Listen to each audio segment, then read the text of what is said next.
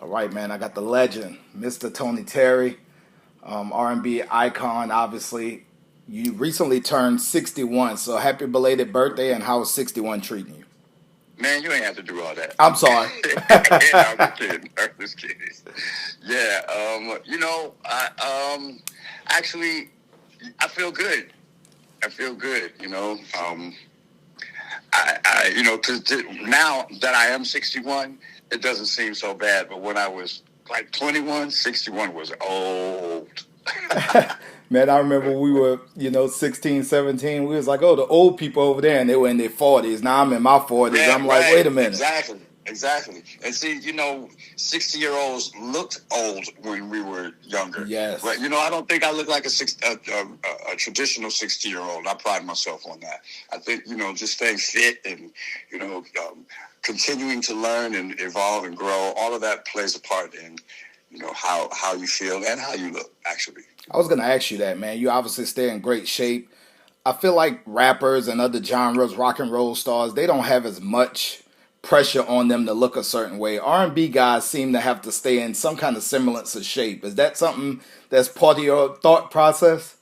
Well, for me, while it probably is, I mean, you can't be a sex symbol looking like Mr. Potato Head. But I just want to feel good. It's a lot of work being on stage performing and doing up tempo songs and running back and forth across the stage and traveling and trying to be on point. You have to take care of yourself.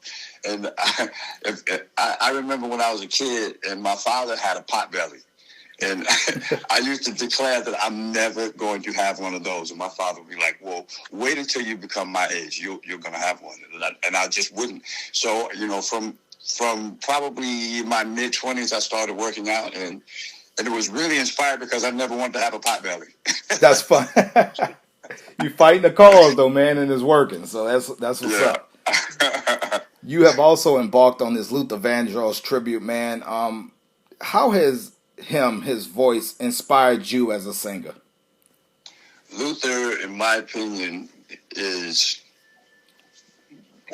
work still is. It's like the pinnacle. It's like what a male singer, a crooner, would aspire to be in terms of his vocal skill, his vocal prowess. And so, when I was growing up, I listened to. I was born in the '60s, so. We had my mom and dad, they bought records and played music a lot. There were a lot of parties at the house. And I was drawn to the music, so I would listen to the songs on repeat. I would play a record and just learn every nuance. Mm-hmm. So that could be Aretha Franklin. It could be Joe Tex. It could be the Jackson 5. It could be the Osmonds. It could be, the Neville Brothers. It could be Stevie Wonder. I mean, the list would just go on and on and on and on. And I would listen. Donny Hathaway was one of them. Luther was one of them. Peabo Bryson, Glenn Jones, Howard Hewitt. And those were my teachers, even though they didn't know that, because I was learning, listening to their music. I was learning. I was studying their voices. And I think that's how I found my own. I think that I am the culmination of all of that. All those artists that I used to listen to, I am all of that. If that makes any sense. No, you named some heavy hitters, so it just shows that it attributes to your voice and your body of work as well. So it makes a lot of sense. Yes, sir. We lost some great ones, man. I'll start with Angie Stone. Sad, terrible loss for just the music community in general. Do you have any stories or do you have any situations with Angie? We worked together quite a bit, and my encounters with Angie have always been positive. We were recently talking about doing a project together, and not necessarily a recording project, kind of a live situation, and it just never, we just never got back to it. And I hate when that happens, that something tragic comes in, then now we won't ever have the opportunity, to get it done, obviously. And a major loss to the industry. She was a real creative force. Absolutely. Someone you sung backup for, Miss Roberta Flack. She's another one that passed away. I'm sure you have not just a ton of history with her, but just an admiration as well. Yeah, I toured with Roberta for 10 years. And we went around the world. And I have to say that was probably been one of the highlights of my career in terms of going places and doing things that I probably would not have had the opportunity to do. I mean, she had some heavy hitter fans like princes and Saudi sheiks and stuff like that. And so we did a couple of command performances, if you will. And I remember missing my flight, and they sent the Prince Bandar sent his private jet, a 747, here to Atlanta to pick me up and fly me to Colorado. I thought that was impressive. Oh man, that's amazing. I figured you had a ton of great stories and experiences, and that's got to rank up there for sure. Yeah. So I have a question I'm sure I've never seen asked of you before. 5 years ago, you, Tevin Campbell, Avery Wilson did a tribute for Freddie Jackson. Yeah. I feel like one day Tony Terry will be immortalized and there'll be some type of tribute. Name me 3 artists who you would love to sit on that front row and hear them sing your classics. Wow. Okay, dead or alive? Alive. We're going with current. Okay, all right.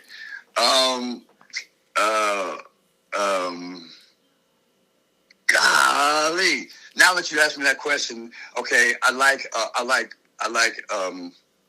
Q Parker from 112. Yes. Great singer. I like what's the guy? I'm thinking of his name. I can't think of it. Every time I'm doing it, oh Jesus, I can't think of his name. Stevie. Okay. Stevie Wonder. Of course. Man, the list is so long, man. I don't know. That's a hard question to answer. That's a difficult one to answer. I'm sure another name will come to me as we continue on with the interview. Okay, hit me with it when you think of it. All right. Okay, that's what's up. Now that you're performing in 2025 as opposed to the 90s, how different is it seeing everyone with their cell phones out, recording you every moment, every word? Does that put a little extra pressure to be on point, or do you not even see the fans? No, I see it. I mean, I don't necessarily see faces, but when those phone lights go up, you can definitely see that.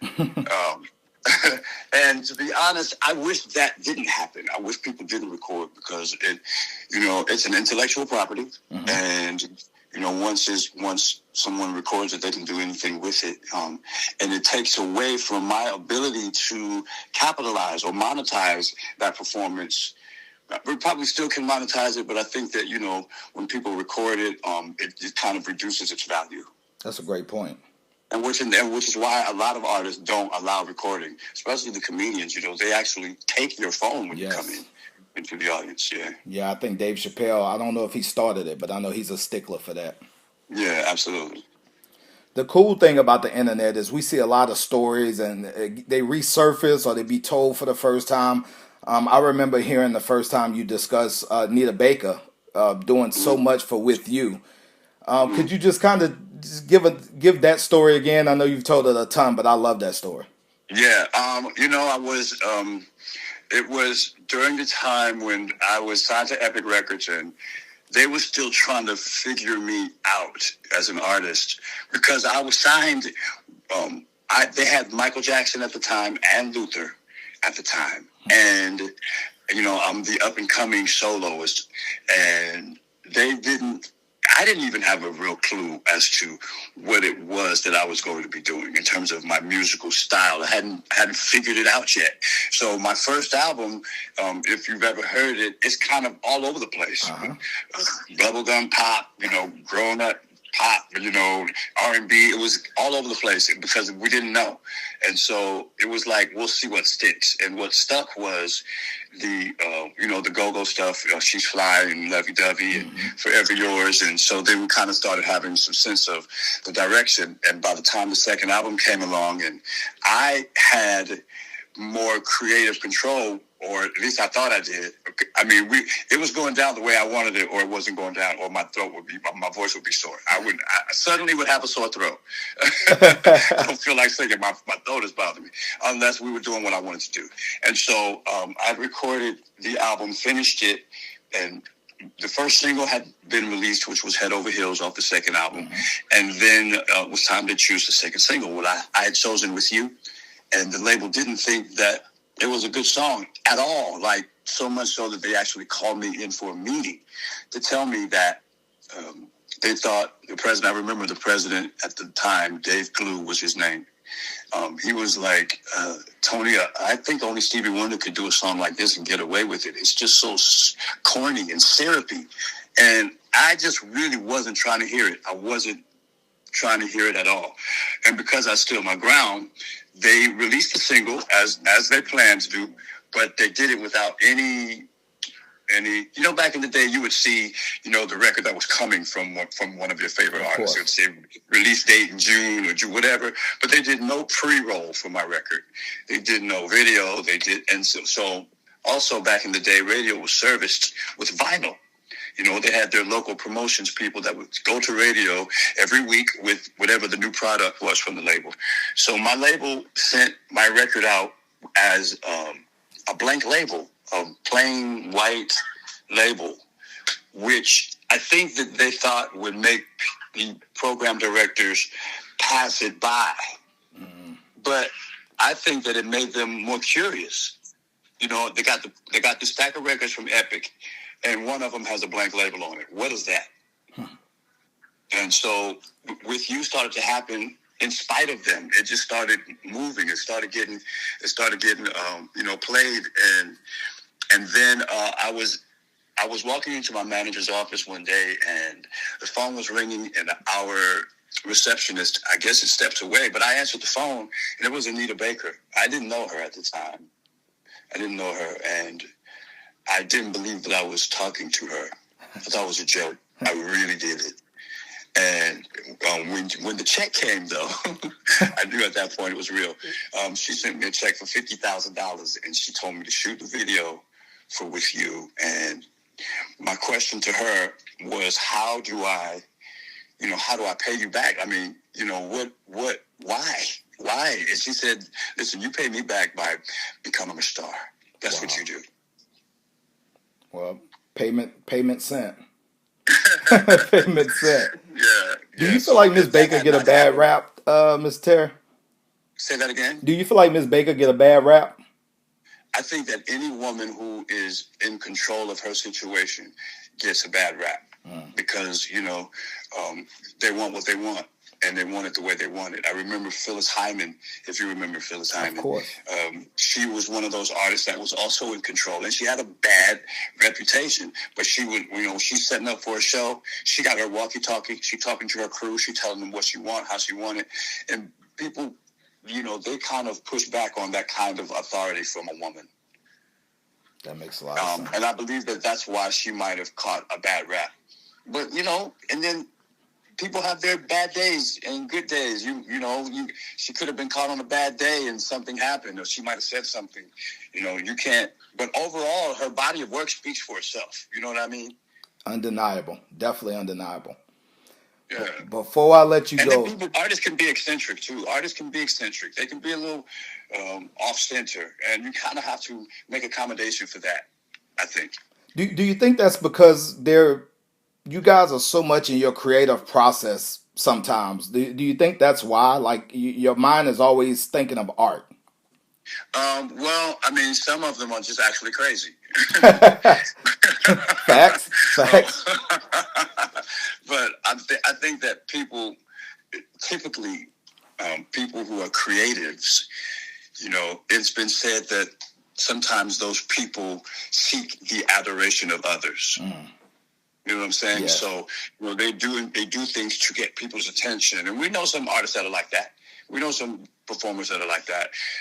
Some big name ones. But, and then you have, artists that, like, honestly, everything that happened in my career felt like the next thing it was just natural. Like, I didn't chase anything. When I got signed initially, I wasn't like, coming up to New York to, have this big meeting with Capitol or Epic Records and hoping to get signed. It didn't even go like that at all. I was in a club one night, and I was singing for this MD of a band because I thought, I was a little cocky. I thought they could benefit from my vocal prowess in their band. And so I started singing for them in this room that was crowded, full of people. And this gentleman that was standing behind me, who I was unaware of, turned around and gave me his card. He said, give me a call. But what he didn't do was soup himself up. He didn't hype himself up. He didn't hype me up. But his name was Ted Currier, and he had produced some hit records. He produced a Fly Girl for the Boogie Boys, if you remember that. Yep. Back in the 80s. Awesome. Yep. And so I held on to his card for a couple of weeks, and I called him late one night, and I don't even know why I called him so late, but I called him late, and he was like, "What took you so long? I mean, what are you doing?" I was staying in New Jersey. He invited me to the studio. So moving along quickly, the story, I was in the studio recording with him, working on the Boogie Boys project. And his wife, who was his partner, called me into another room and asked me to sing for some people that were in there. I didn't know who they were. And I had been singing for a couple of hours, so my voice was good and warm. And I went in and sang for the people. And when I left that room, I had been offered a 7-album deal from Capitol Records, but I didn't know that I was auditioning. Oh, wow. So I wasn't nervous. I wasn't, I just was not in any kind of, it just happened. It's like a blind audition. Yeah, I didn't know I was auditioning. So it was like, that's how that happened.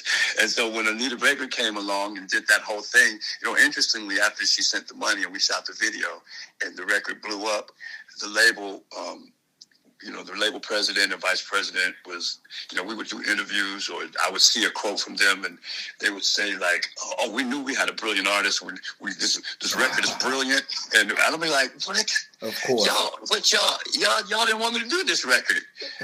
But I got hip to the game really quickly about the politics, and I couldn't really buck that they didn't like the record, because now that they're on board, I need them to stay on board. I wanted them to stay on board. So, okay, y'all say it was a great idea from the beginning and you loved it. All right, that's what it is. Whatever it takes to keep y'all on the record.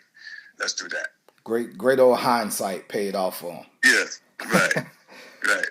Before I let you go, Mr. Terry, I got to ask you, right now, current day, what is the ultimate collaboration for you? Who would you really like to collaborate with?